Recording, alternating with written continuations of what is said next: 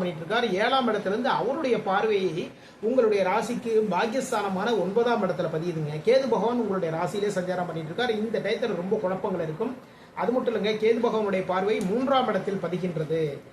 அப்போ முயற்சிகளில் சங்கடங்கள், இளைய சகோதரர்களுடன் ஏதாவது ஒரு மனத்தாங்கல் பிரச்சனைகள் எல்லாமே இருக்கும். அது மட்டும் இல்லை, இந்த டயத்தில் டாக்குமெண்ட் சம்பந்தமான விஷயங்களை ரொம்ப கவனமாக எடுத்துக்கோங்க. யாருக்காவது மொபைலில் வாட்ஸ்அப்பில் மெசேஜ் அனுப்புனாலும் சரிதான், அந்த மெசேஜ் டைப் பண்ணுறதை தயவுசெய்து கரெக்டாக கவனமாக பார்த்து டைப் பண்ணுங்க. அதில் சில வார்த்தைகள் நம்ம விட்டுருவோம். அதன் மூலமாக சங்கடங்கள் பிரச்சனைகள் எல்லாம் வருவதற்கான வாய்ப்புகள் இருக்கு. உங்களுடைய ராசிக்கு 9ஆம் இடத்துல, அதாவது பாக்கியஸ்தானத்தில் ராகு பகவானுடைய பார்வை பதிகிறதுனால தந்தையினுடைய உடல்நலையில் கொஞ்சம் கவனம் தேவை.